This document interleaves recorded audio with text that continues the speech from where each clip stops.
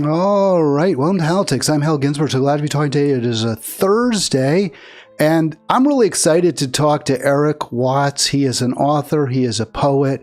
I was so impressed with your book, Eric. Thanks so much for joining us. Absolutely. Thanks for having me, Hal. Really excited to talk to you about Little Ghetto Boy and your poetry as well. This is prose. Would you call it an autobiography or autobiographical? How do you describe it, Eric? It's definitely semi-autobiographical, for sure. Definitely some things that actually happened to me was put in both the book and poetry. Yeah, it's very powerful story and a rough childhood. I think you would say that you had to revisit, right? It was therapeutic talking about many of the challenges that growing up impoverished in Brooklyn and in a family that that faced more than a share of adversity Yep. put on you. Yes, sir. Yep. Absolutely. Absolutely. I do want to thank, by the way, my sister Jane, who worked with Eric in the process of publishing Little Ghetto Boy. So Jane, thanks so much for putting us together and sharing with me this wonderful memoir by Eric Watts.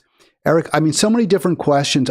I'm sorry with the opening of your book. You begin with a vignette, I guess, just before you were born, when Son of Sam, the serial killer, was frightening New Yorkers across the city and killing New Yorkers.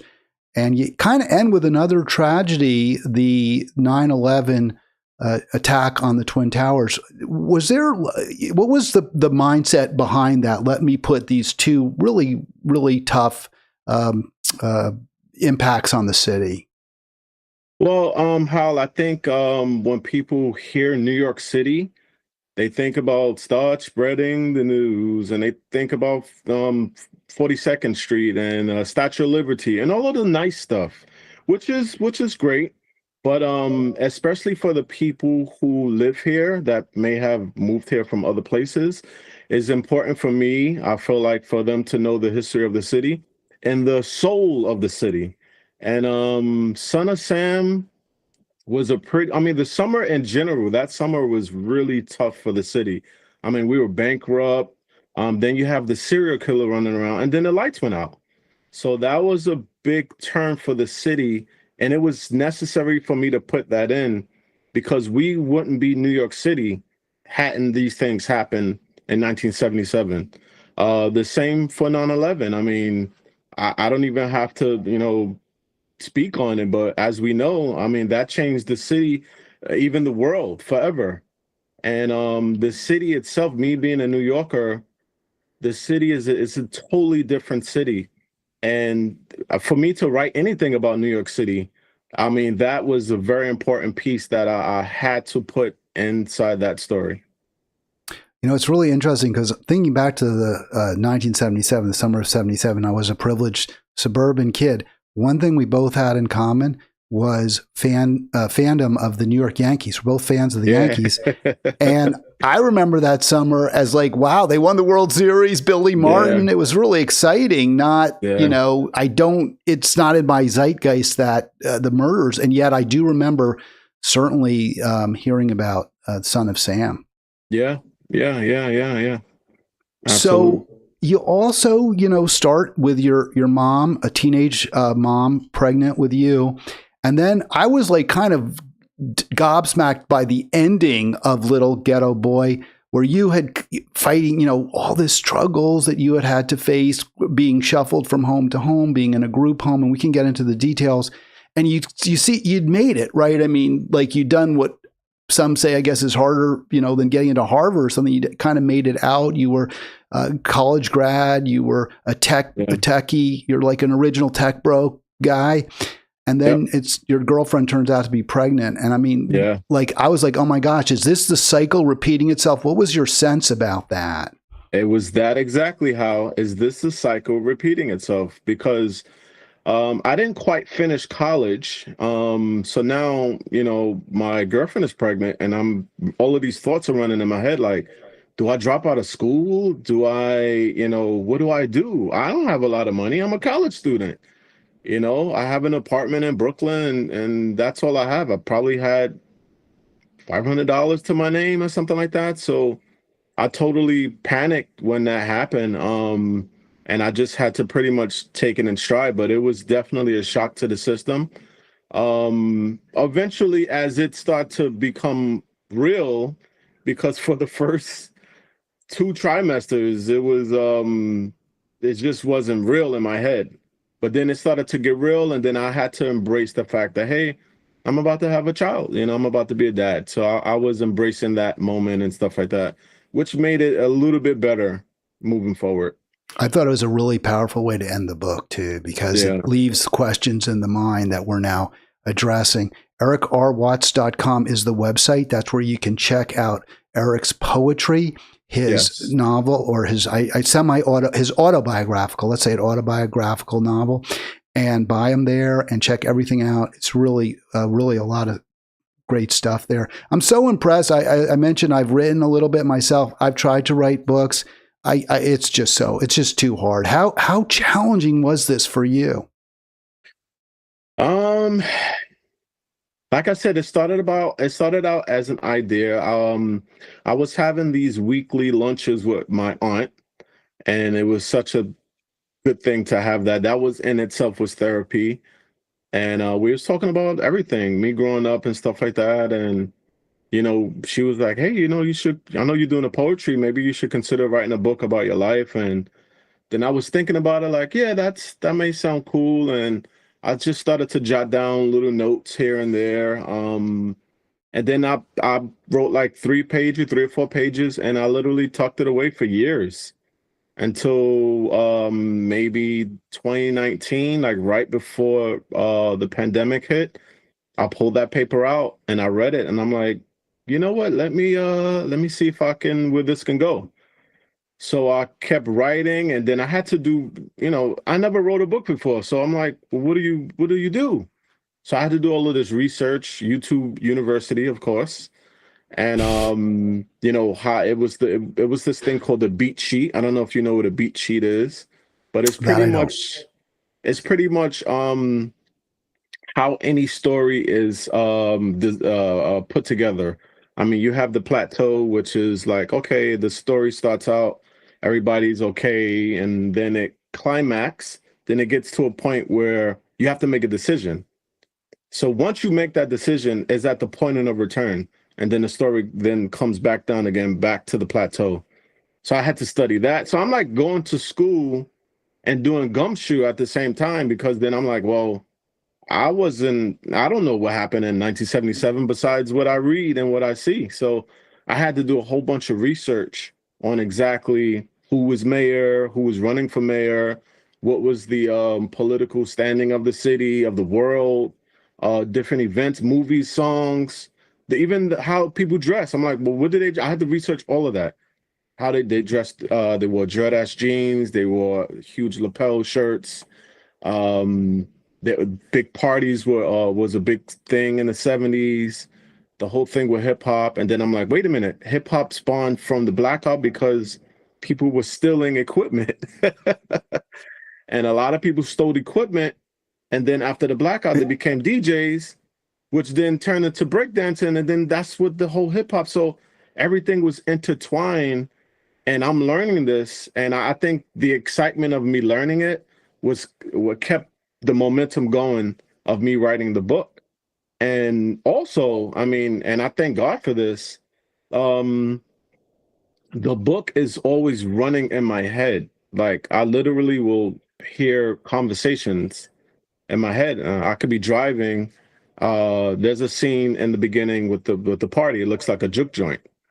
I was driving. I dropped my wife off from to the train station to go to work, and I was driving back home, and that scene popped into my head. I had to pull over and just jot it down. I was like, "Whoa, this is good stuff!"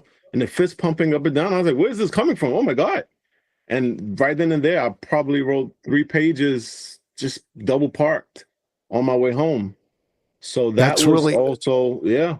Do you ever wake up in the middle of the night and like write? Like, do you ever keep a pad by your bed to take notes if you wake Yeah, up? yeah. I have my wife is like gonna strangle me one of these days. I have like a stack of books by my bed, pens everywhere, I have to have books because I don't know where it could happen. So yeah, I Right, have because then you're that. so frustrated, like you remember, oh yeah, I was going to write that down and I forgot. So I do that. Yeah. That's something we do share as me as a wannabe aspiring writer, and you as a true author. So many things to get through and to talk through about what you were saying, even just now. Some of the themes that I want to address. You mentioned that your aunt was an important helper in terms of putting Yeah. it in your mind and pushing you through to complete the book.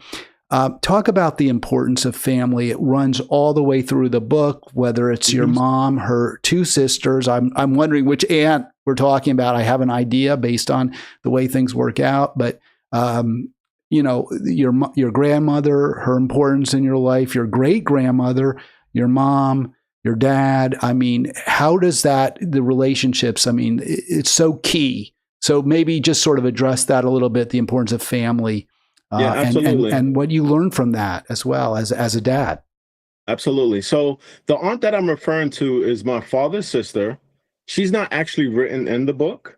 Okay. So I gave her a little homage in the beginning, like an acknowledgement.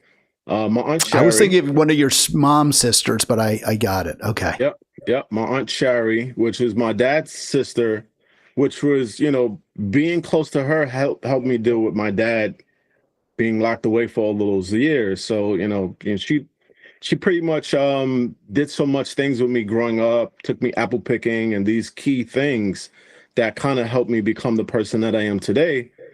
So I had to kind of mention that in the book. But family is very important. And I hope that the book will kind of paint the picture of what happened to the Black family in a lot of these cities. When I was young, very, very young, I mean, you mean I'm talking about before I was 5 years old, 3, 4, 5, 6 years old. I mean, Thanksgiving was packed with family, holidays was packed with family. Everybody was in the same house. Who was sleeping on the floor, who was sleeping on the couch. And that was instilled in me as a young man growing up. It's not until the crack epidemic and all of these things came into the community and it just decimated the family structure. And I didn't grow up, that's not what I knew growing up as a young boy. So that affected me. I know a lot of people may look at the city and look at the crack epidemic and say, oh, well, they're used to that. Like, no, we're not used to that.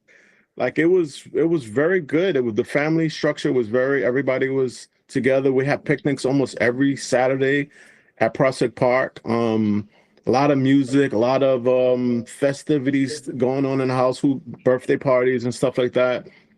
So that was a huge factor.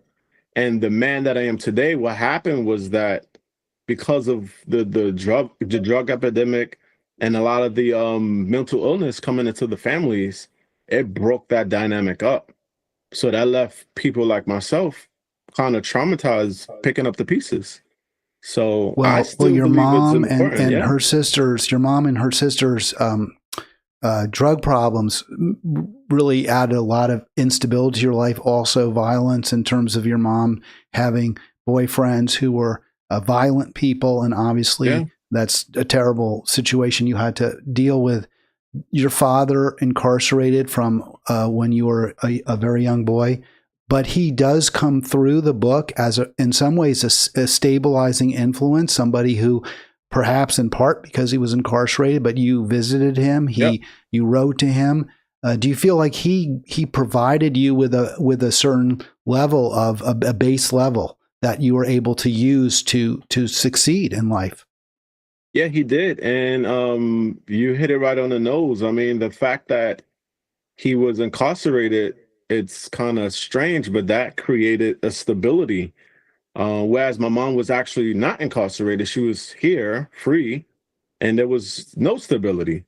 So I knew where my dad was at. I knew how to reach him. Once I turned 18, I was able to go on my own to visit him. As you know, my uncle in the book, my uncle Skip, he always used to pick me up to take me to see my dad. So that definitely created some stability. And, of course, there was never the dynamics of the regular upbringing, like you being punished by your dad and you're having to talk by your dad and stuff like that. So when I did visit my dad or interact with him, it was all positive stuff, because there was no room for anything else. We missed each other and that was just it. So there was just pure positivity. He taught me how to play chess and these things that I held on to. So yeah, I think it definitely created some stability, despite the situation. One thing that struck me, and I'm just going by sort of vignettes and what like hit me as a reader, is that when you talked about what life was like for you at school, on the streets, with your parent, with your father, with your father's brother, with other men in your life and women too, they would often say, "Well, you got to fight. You got to, know how to win. Did you win?" And I mean, is that just because it's just you have to? I mean, that seemed like such an unfortunate way to live a life. I don't know how. It just, I felt sad. I felt sad that Yeah. that was how, the people who love you, their attitude isn't, well, let's make sure you're safe. Let's make sure that you're in a place where you're not under threat of being robbed by bigger boys, older boys, where you don't have to use a stick to protect yourself.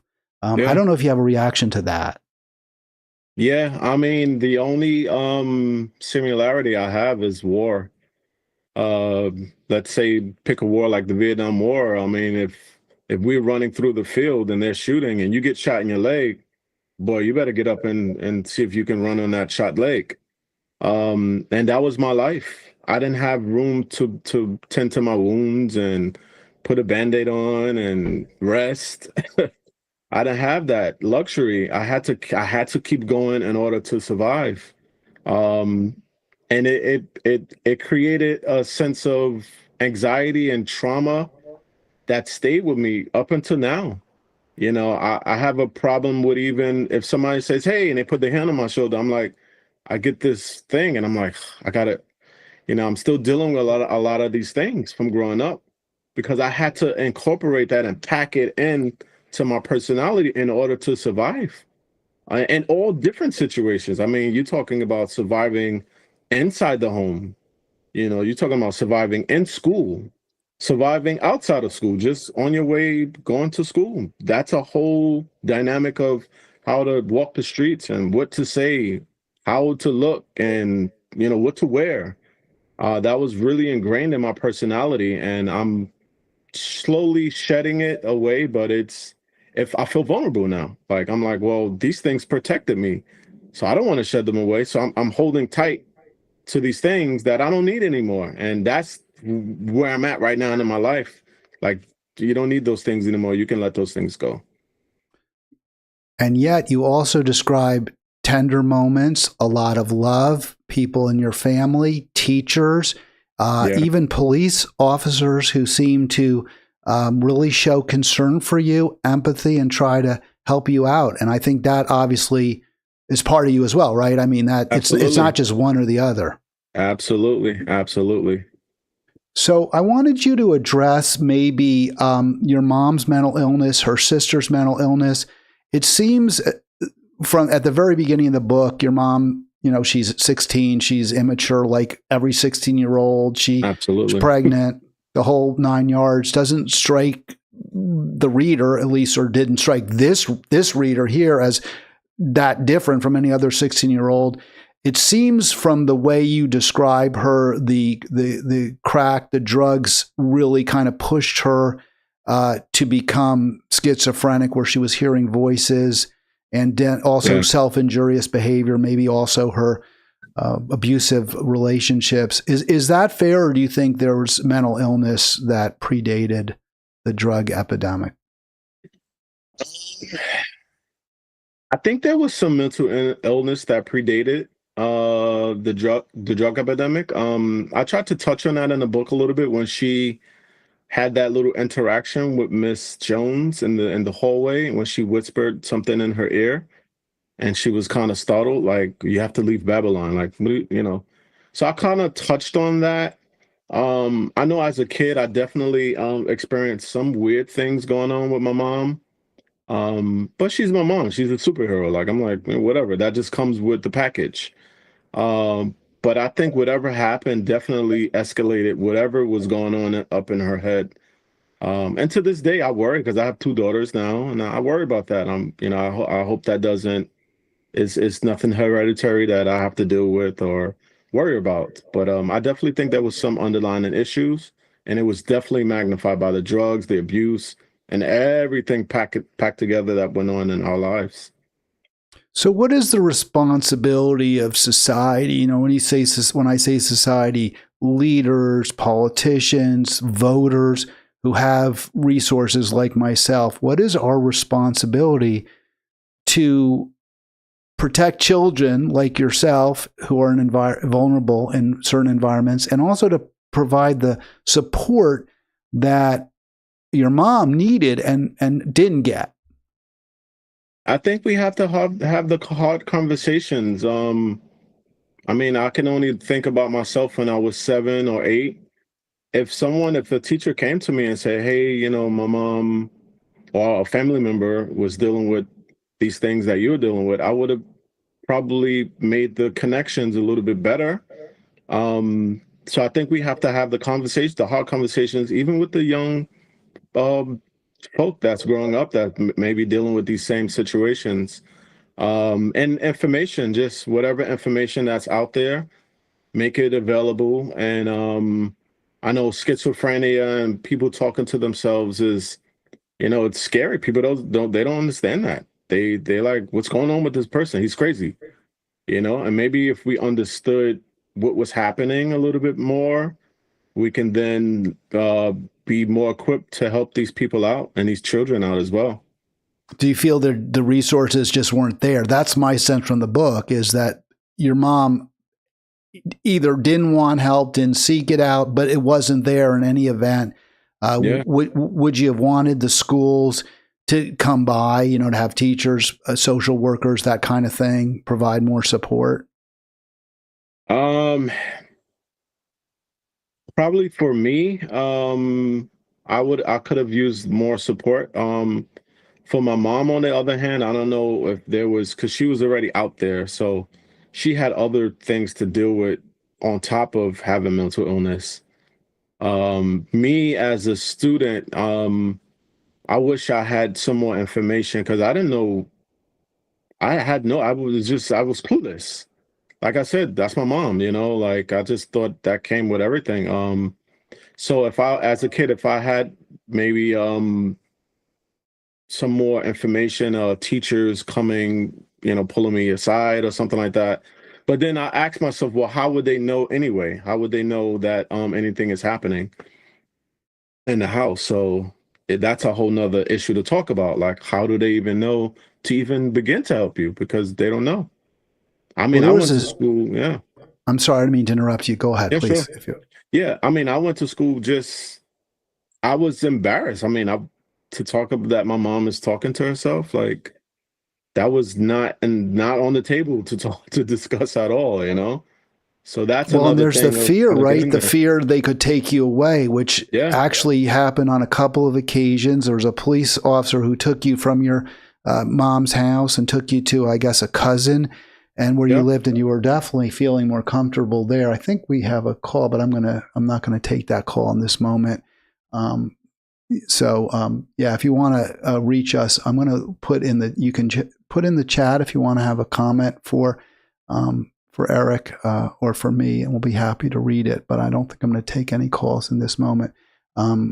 Ari says, great topic. So there's one nice comment from Ari. But yeah, that's best is just to text at this point or chat rather. And again, check out Eric's website, ericrwatts.com. There's links in the show description as well. Yeah, I was going to say, I know you went to live with a cousin when your mom was just simply incapable of caring for you. Yeah. And there were a couple of interesting aspects of that story I wanted to just have you discuss in greater detail. One is the police officer who takes you from the really bad apartment, right? I mean, someone had spray painted crack den or crack, what was it, crack house? Crack house, yeah. Mm-hmm. And the police officer, the cop says, "I'm glad you're getting out of that Yeah, hellhole or something." And I think yeah. it sounded like he might have thought he was being helpful, but it was really hurtful, right? That comment. You remember it? It was, it probably would have been hurtful to like a, I guess, a regular person, but I've dealt with so much stuff already that that comment was just like, I'm just glad that you taking care of me right now. Like that's all I was thinking about at that age. I think I was like 10 years old when that happened. And so then let's talk about the police for a second. I want to talk about your living with your cousin Hmm. Sheila, right? That was your cousin Sheila that you went to live with Yep. for a while, and then you ran away. And we'll talk about that in a moment. But uh, I mentioned in my notes that your relationship with police is kind of complicated, I would say. In some cases, like you just said, they Yeah. were supportive. They helped you. They drove you places you needed to go. I didn't get the sense that you felt, and maybe I'm wrong, intimidated by them, but there's also the sense that they're sort of that I got that they're protecting a racist and unfair society. So maybe explore that a little bit. Yeah. I mean, like it's a mixed bag. I mean, I'm not going to get on my soapbox and say, that the entire police force is racist and all of that stuff. I mean, yeah, there was situations in the book where I was stopped and frisked and in the cold. They had me take off my boots and like, why do you have to do all of that? You know what I'm saying? Like, I live right here. Like, you Yeah, I got me remember my, that now. yeah, You know what? I'd forgotten that segment, yeah, and then you said just another day being black in America. yeah, yeah, yeah. I mean, I'm like, and that was confusing to me because I was 14 years old or something like that. I just went to the store. The football game was on, It was around it was winter time. It was cold. I had my new gear on and everything, and they pull up on me like if like the way they pulled up on me, if it was 100 guys out there with machine guns. There's one teenage scrawny kid, one. Why do you need four cop cars? And why do you have to run out? Do I seem like I'm gonna do something? Like, so that was confusing for me because that was the first time I actually experienced something at that magnitude. I mean, I was stopped before. I don't even think I put that in the book. I was stopped before with my friends, but that was more subtle. This, it was very dramatic. I was like, well, I live right here. You telling me to put my hands on the wall, but literally this is my house. Like, I live right here. So that was a tough one. And then on the other hand, like the police officer when I was young, he took me away to go to live with my cousin, and I was in the front seat, which was nice. I mean, he didn't put me in the back seat, so I'm in the front, and then he put on the sirens for me, He so let that you was push the cool. button, right? Didn't you? Yeah, He had you do the siren. So yeah, right. So it was kind of a nice moment as well. I guess that's life, right? I mean, there's both good and bad yeah, in a lot of different institutions and dynamics that we have to deal with. Uh, yeah. I do want to ask folks if you haven't yet, especially if you're new to Halitics, maybe you're watching because of Eric, please do subscribe. We are always looking to get more subscribers. You can also check us out, of course, on Facebook at Halitics 24/7. Music is a huge part of the book. You have a Huge part. lot of descriptions of the music that is, what's on the radio at various different aspects. I also thought this was really interesting, Eric, is that your taste is is varied, right? I mean, there's a lot of hip hop, but you Hmm. also get into alternative grunge towards the end, which I Yeah. was honestly surprised by because I always thought we were all kind of, if you'll pardon the expression, ghettoized in our little musical, Yeah. groups. But is that different? I mean, are you different in that you like lots of different music than most people that you're in your set, or is that just common? No, I don't think it's common at all. I like a lot of eclectic. My range of music is pretty wide, and I don't really get to enjoy it with anybody because, growing up, either you listen to hip hop or R&B. When I heard Queen, Bohemian Rhapsody, I was like, my jaw dropped. I was like, well, this is awesome, you know? So, and then, you know, as I became a teenager, I absolutely fell in love with grunge music and Nine Inch Nails and Metallica and all of these different bands and stuff like that. Danzig. I was watching MTV, so I really got into the grunge movement and everything. I even was goth at a certain part of my life, my teenage years. I wore the big pants with the black fingernails and stuff like that. And today I am a huge Slipknot fan. I I don't know what absolutely Slipknot is. I don't know what that is, but you did have Soundgarden lyrics in there, Black Hole Soundgarden, Sun, and yeah. I was like, yeah, I love that song. So, Yeah. and because it also the adolescent angst, right? I mean that Yes, yes, yeah. transcends. Yes. I mean, when I heard the lyrics to Black Hole Sun, it was kind of like, that's what I've been trying to say for years. Somebody actually is saying what was inside of me. I just didn't know how to articulate it. And to wash this pain away, I was like, oh, this is what I need. So yeah, it's a huge, huge, huge part of my life. We have a question from Ari, who I mentioned. Ari said, great topic. To Mr. Watts, do you feel the economic system is harsh to both poor black communities and also some poor white communities, whether urban or suburban, rural? What can we do to unite folks who may, poor whites, poor blacks, who are often at each other's throats? Well, what I think, I think it's definitely some kind of hindrance in those communities as far as economics go. But I don't think that's the main problem. I think that's a huge problem. I think the biggest problem is education of finance. There are a lot of things in place in this country that you could take advantage of that will help you financially. And just a lot of lack of information. Like if you worked at McDonald's, you take your, earnings and you put it in a bank account, which is not accruing any interest. Put it into a high yield savings account. Take $5, put it into the SPY, especially if you're young, if you're in your 20s or anything like that. Anything, even if you're in your 40s, put something in the stock market. I'm not saying gamble, I'm not saying bet. I'm saying traditionally, like the S&P 500, things of that nature, accrues every year about 10%. Do these different things. There's a lot of programs out there to help you out and with housing. Take advantage of everything. Take advantage of everything. We could be poor in the poor communities, but we don't have to stay poor in the poor communities. We could elevate ourselves, but it comes from knowledge. It comes from a lot of economic knowledge. Well, you were able to, I guess, build what I don't know what your income is, but I know that you're, a tech guy and you had published poems and you go back to schools and stuff. So I assume you have a decent income.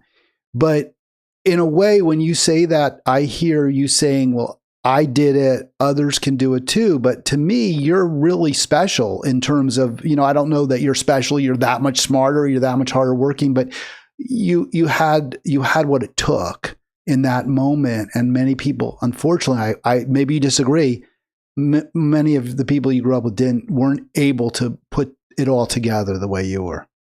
Yeah, it's true. I mean, I look at it also like it was something that I had to.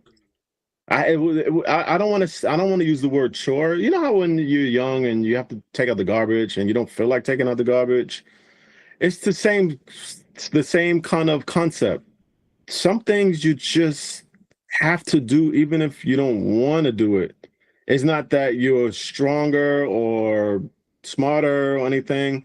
There's just certain key things that you got to do it. And I think what happens is that we get into a place where it seems we don't do the first task, so then the second task stacks up, and then the third and the fourth, until we look back and we say we have all of these things to do, and it makes us just don't want to do anything. And it just keeps us stagnant. But just take the one step. That's my advice. Just take one step. Just take one step in any direction. And if there's any opportunities, if somebody say, hey, we have an opportunity, but you have to fly out to Chicago Saturday, fly out to Chicago on Saturday. Take any opportunity that you feel in your heart that will benefit you. Take them, grab those opportunities. I think that's what I did. Whatever opportunities came my way, I grabbed it. Your poetry is part of your life, just as the events that you describe in Little Ghetto Boy are part of your life. And I was not surprised at all to learn that you are a published poet. I did not know that when I started your book. And the reason I say I wasn't surprised is I said to my sister, because she's the one who introduced us, I said, those poems are amazing. I said, where did he get those from? And she's like, oh, no, he wrote them. And I was like, wow, oh, my God. I want to just pull when I told you, Eric, I didn't want us to I wanted this to be basically just you and me on the video screen together. But this is the first poem, I believe. And I Googled this. I was like, where did this come from? This is just amazing. Oh, yeah. So maybe you can just talk about this loss. Do you want to read it? Because you do poetry readings, right? Do you want to read it? I'm putting you on the spot. I didn't warn you I was going to do this. So if you're like, no, I don't want to read it, you don't have to. I can read it, but it's better if you read it. I'll read it. Let me see. I think there's something in the way. Okay, there you go. Okay, so it's called Lost. In a city of kings, across the bridge, the dwellers of the night come out and send under the dark sky, creeping through valleys of buildings, lurking down dark streets.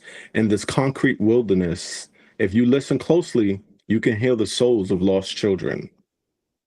Yeah, it really puts the hair stand up on my neck when you read it. I'm glad you did, and I didn't have to try to do justice to this. Yeah. How did the poems come out versus like the prose?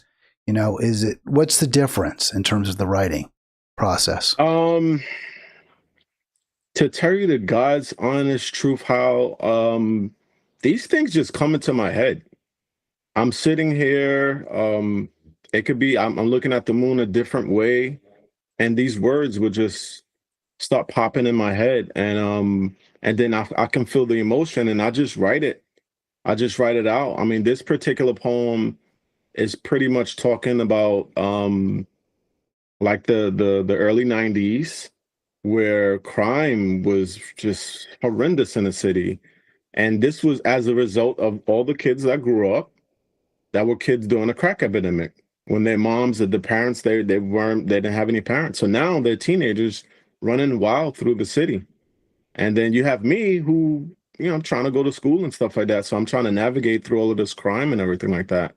And I'm one of the lost children. So that's where that came from. It's funny that you say that about yourself, because I have to say, when reading the book, I didn't really feel like you were lost. It seemed to me that you had a lot of, even in the worst situations, you had a lot of positives in your life. You were a good athlete. You made the baseball team. I know you couldn't stick with it because you lent, and this goes back to the importance of family. You actually were the one taking care of your aunt, giving her some money that you needed to actually pay for the fee, which I thought was so heartrending, so awful for you. But you were athletic, you were strong, you were girls liked you. I mean, I'm basing everything on what I read. You were a good student, had a good voice, you made the choir. So I didn't feel like you were lost, but you felt lost. Yeah, I did feel lost. Yeah. And I guess that was by me feeling lost, I was trying to find my way. And by finding my way, I'm like, oh, let me join the choir. Oh, let me do this. Let me do this. Oh, let me write this. Let me write a book. So because I felt that way, I did all of these things. I think if I probably, to tell you the truth, if I grew up in a just regular nuclear family, we probably wouldn't even be doing this podcast. There would be no Little Ghetto Boy or nothing. Let's talk about that title, because my son felt, and he's the same complexion as I am. Mm-hmm. Wouldn't have to be, but he is. he thought it was like a little racist. Like he interpreted it that way. Has anyone else suggested that? Did you ever think about that? I did think about it. My wife told me that as well. Not the racist part, but she said it might come off a little harsh. But that's it is what it is. I mean, I kind of feel like that's what society sees, you know. But then when you read the book, you're like, wait a minute, is he really a little ghetto boy? He's a little bit more than that. So that's where I was going with that whole thing.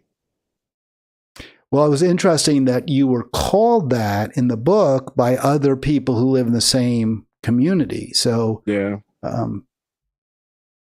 is that self-hating African Americans, or is it just, you know, this is our community and we can say what we like about ourselves?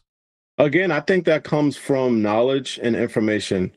I think it was just used because somebody else used it, so it was a phrase that was coined, and it was just used without knowing what that means. You know, a lot of people think that the ghetto is a place where Black people smoke crack and all of that, and that's not what the ghetto means. The ghetto is a systemic neighborhood that the government made into that, you know, the way it is, and they pretty much, the people who live there, they pull the funds out of the neighborhood, making that neighborhood the ghetto.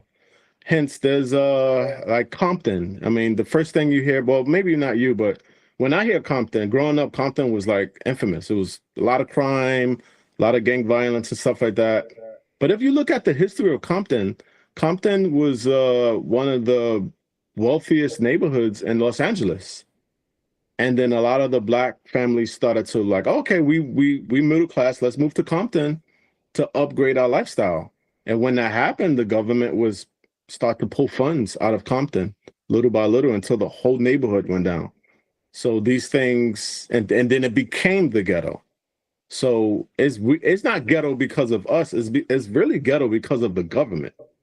So that's what I'm trying to put the two together so people will understand that in the book. All right, here's another question for you, which kind of jumped into my mind. This is from the chat, but you mentioned Compton, so I that brings to mind the group NWA, right? Is straight out of Compton. Yeah, and that is pertinent to the question, which is in your view hip hop a in some ways detrimental? Is the lyrics, which often do celebrate misogyny, or at least in the past. Now, I don't know, it may have changed. You know, I'm thinking 20, 25, 30 years ago, but there definitely was a misogynistic and a violent celebration in many of the lyrics. So what's your reaction to that in terms of the benefits or harm to the communities that embrace the art form? Well, I don't think hip hop itself is a detriment to anybody. We also got to keep in mind, like, you know, you have all kind of music, and some of that music is talking about killing yourself, and people love it. Blow Up the Outside World by Soundgarden. It's a great song, but it's talking about killing yourself, you know? So then you have hip hop. I don't think gangster rap is even a thing today, but it was at some point. You had that genre, that people who were actually doing the gang banging and stuff like that. Sorry. No, you're good. People were actually doing all the gang banging and stuff like that. They may have heard this song and related to it. Did it make them do more gang banging? I don't know. I don't know the statistics on that. How did I feel myself about those songs? Again, it was another Soundgarden moment for me. When he was like straight out of Compton, a crazy named Ice Cube. But I'm like, oh yeah, I'm not from Compton, but I'm from Bushwick, and yeah, man, we're here. Like that was kind of like putting us on art. The map. It describes also your world. Yeah. It reflects it. Now, I think those are really good points, and especially because I think maybe some privileged people look at hip hop to a degree, especially earlier on, maybe in music of the underclass, and look down on it without recognizing that music that we might listen to celebrates lots of violence, and listen to some Rolling Stones songs and the like that have very, very violent lyrics often, or movies like A Clockwork Orange. I mean, it's similar, and also what I appreciate your answer is that hip hop is not one thing, right? I mean, there's songs like Gangster's Paradise actually doesn't celebrate it at all. This is not a good life. This is not what you want. And there's Christian hip hop too. So it's just like any other. Yeah. So just a few more questions. We have about 15 minutes left. I do definitely want to give you some time if you have something that I didn't cover, but I do want to get into a few more a few other topics. One, based on, and let's go here first, because I'm going to ask you about living in Brooklyn, and you still live in Brooklyn. So what's that about? I mean, do you love the city? You don't ever want to leave it? It's in your blood, or is there something else going on? I think it's also a matter of, I got my roots here, and, I went to school here, and once I bought a house and got married, I mean, come on, it's kind of default at that point. My kids are in school and everybody has their job. So it's just something that just, it was working, and I didn't touch it. It was working. And I'm glad that I was able to actually purchase a home in Brooklyn, coming from down the block in the ghetto, living in the projects, not having two pennies to rub together. And now I own my own home with my driveway, and I have a backyard. So that says a lot as well. And I hope that, white, black, Chinese, doesn't matter, see that story and say, okay, well, these things are possible, despite whatever you hear, whatever you read, or whatever about whoever, Well, one thing about Brooklyn that you mentioned in the book is you talk about getting a slice of pizza. And I live in D.C. I grew up in Westchester. And if you care about pizza, you better not leave. Don't leave Manhattan. Don't leave Brooklyn, because it's going to be tough to find anything nearly as good anywhere else. I see you it's really good. I know it is really. I have to make my own. That's what I do, because I couldn't find any, and it's not going to be as good as Patsy's, or that's where I've been. Have you ever been to Patsy's? That's actually up in Harlem, but yeah, I've been to Patsy's before. Do you like their pizza? I think that's great pizza. I like their pizza. Yeah, it's pizza. There's a bunch of pizzas shops. Sal's Pizza is good in Brooklyn and stuff like that. Well, that's in Brooklyn. I haven't been. My son made my mom take him to Dafara down, and that's in Brooklyn somewhere. I'm not sure where. All right, Eric Watt's with us. We've digressed into pizza. Do you think it's tougher now to be poor than it was when you were growing up, when you were coming up? No, I don't think it's tougher because of the opportunities that are out there. I mean, I grew up poor and I packed bags. That's the only way I could get extra money to buy food and stuff like that. I went to the supermarkets, and back then you could just, as a kid, just stand in front of the cash register and pack people's bags and have a cup and get change. At the end of the day, you may make $10, which is a lot in 1985, 1986, Now, if you're poor, the only thing that's holding you back, and this is my opinion, and you could comment on it, is laziness. I'm sorry. I mean, you could do Uber Eats, you could do deliveries, you could cut grass, there's so many opportunities out there to make money. Even, it doesn't matter if you have a degree, you have a diploma or whatever, there's opportunities to make money out there. I mean, the whole idea of going to school, going to college is a great thing, to go to school and to get educated and stuff like that. Unfortunately, there's a lot of careers that are coming up that doesn't really require you to have those accolades anymore. So, I mean, if all you have to do is have a plan and a little motivation, and I think you'll be able to turn your situation around. So I think it's a lot more easier today. Yeah, I mean, obviously the environment better than I do that we're talking about. I mean, what you're saying isn't my ethos, right? It's not the way I have necessarily see the world, but I'm not going to argue with you. I mean, you know what it's like in Hmm. in Brooklyn, and I don't live there. I will say I think kids have different challenges now today, and I have a lot of problems with the way the economic system has evolved in the Yeah. past 40, 50 years, notwithstanding the fact that it was very, very rough in the 70s as well, and 80s when you were coming up, and I was as well. For me, it wasn't tough, but Yeah. let me ask you, go ahead. Did you want to say something? I'm sorry, I didn't mean to cut you off. No, I mean, I'm not a big stock person. I don't want to come off like that, but I mean, in the 80s, even maybe the early 2000s, to buy a stock, you had to pay a fee to buy anything. It was $8 just to buy a share of Apple, like, and then you had to buy the entire share. Now it's free and you don't have to buy the entire share. And with the market is just time in the market is better than timing the market. So you could take care of your future self by doing making some small changes today, especially for the young folk, Well, I just agree turning that 18 investing and stuff like is that. good. It's good to invest, and definitely low cost investing and index funds. But the market is extremely risky, and you can lose money. I Yeah, think people are just making enough to survive, and often they don't have the resources to invest. I think in many cases, Eric. But again, that's a topic really for a different day yeah, because we're really focused more on your yep, yep. work, your writing.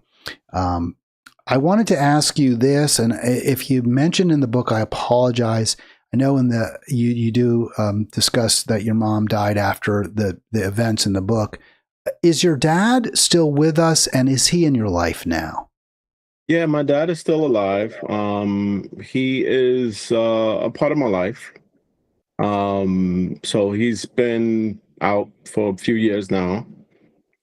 So yeah, he comes by and we have a relationship. So that's good. And with my dad, I just take it a day at a time, pretty much. Is there anger unresolved maybe towards your mom and your dad? Or do you feel like you've been able to express it and move past it? Or maybe it's a little of both. No, it's definitely the one. There's still a lot of anger and animosity. Even my mom being not here, I'm angry at her for certain things. My dad too. So yeah, that's something that I'm still dealing with, and I'm hoping that I have two more additions to this story, Little Ghetto Boy, Mad World, which is going to be about COVID, and then I have another one, A Story Told, which is the sequel to Little Ghetto Boy. So hopefully, by me writing that, I can move forward more closer to me healing, from a lot of the trauma. Well, it took you really decades ultimately to complete Little Ghetto Boy. Do you expect the follow ups I assume will come in much shorter in much Yeah. shorter time frame? Absolutely, yeah, yeah. Little Ghetto Boy was, like I said, it was an idea that, I was the idea of writing a book. I was like, that sounds cool. It sounds cool until it was published, and then I'm like, oh wow, I did this. So now I kind of have the idea of what goes into writing a book, and I definitely believe that the next books will come out faster and more frequent. Yeah, in terms of the anger, I don't know how you could really completely get over it because the descriptions in the book that especially with one of your mom's boyfriends that she Yeah, clearly exposed you to a brutal person, a very brutal man who yeah, hurt you yeah, and she didn't protect you. And obviously, I mean, I guess a child is never going to get over that. yep. That is true. That is definitely true. If to tell you the truth, if it wasn't for my relationship with God, I probably would be in a different mindset right now with that whole situation. But I think it was really God that kind of really, I wouldn't say took away all of the anger, but definitely quenched the anger a little bit towards that situation. Well, it's interesting you bring up religion. You allude to it a couple of times in the book, but it's really church going is not a major part. I think there's a scene in church, one of the social workers tells you that you're blessed. You said, I'm lucky. And she said to you, you're blessed. God is watching you. But then at the very end, you indicate that embracing religion, embracing God helped you, I guess, move forward in your life. So do you want to talk a little bit about that? Yeah, sure. Absolutely. Well, when I moved with my, well, first of all, when I went to the group home, I was like, I mean, you know, they're this is in driving me Queens. This is in Far Rockaway, Queens. And I'm going to just one vignette because when you were talking about investing and being an entrepreneur, more entrepreneurial, that seems to go back to that group home because one of your friends there, and there was Rel, and I can't remember the other one who was he did the hair. He was a hair cutter, right? He was a barber, and he had his equipment, and he was talking all about, you know, I'm going to invest, I'm going to do this, I'm going to do that, and you were impressed by that in that moment, for sure. Absolutely. Yeah, they were clowning him, but I was like, wait a minute, that sounds kind of spot on a little bit there, Rel. Yeah. So, on the religious part, well, I wouldn't say I don't consider myself religious. I'm more spiritual than anything. But I'm scared. It's in the middle of the night, maybe 3 o'clock in the morning. I'm rolling up Seaside near this. I'm like, where are we going? You know? And the first thing I see was a cross. I'm not into like symbols or anything like that. I don't wear a cross or anything like that. But it was just a sign of peace that, you know, you will get through this. And the fact that they put me in the wrong apartment, like I was supposed to go to the freshman apartment with, you know, it was more of a rowdy group. I went into they put me in the incorrect apartment, which they were more, you know, these people were there for years and stuff like that. So that was one blessing I felt like I had because it was tough. It was a tough thing in a group home. And then when my aunt took me, she was a big church goer, so I went to church with her, and I gave my life to Christ when I was 17, and I think my life definitely changed from there. At least my perspective on things that happen, and you know what to expect and what to do to mitigate certain situations in your life. It really helped out a lot, you know. So, before I give you a last word, you are in New York City.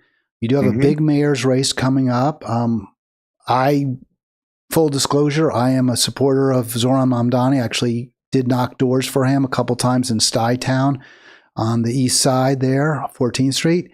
Where are you on the race? What do you support him? Are you involved at all in the politics? Do you think it matters for the city in the long run?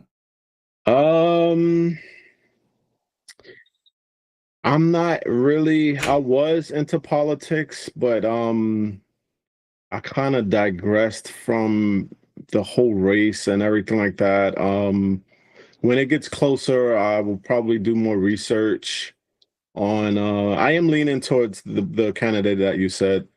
You only got a couple of weeks now, Eric. It's a little less than 3 weeks off, I think. Yeah, I mean, I live in Canarsie, so Brooklyn, and I don't know if you know, we live near the Jamaica Bay. So we were hit really hard during Sandy. I mean, the water was literally up to the first floor. I think because of that, you know, when we have heavy rain, we do get some flooding, and then the foundation of the roads are collapsing and stuff like that. And I've been really pushing it, speaking to the comptroller and, you know, a lot of the different people that represents the district. And I feel like they're really not doing anything to help us out in Canarsie. So that kind of put a salty taste in my mouth for the politics. Because we're really, you know, this is our homes. I pay taxes on my home. Why do I have to pump water out of my basement every other month because it rained, you know? That doesn't, the other day they said high tide, I have to worry.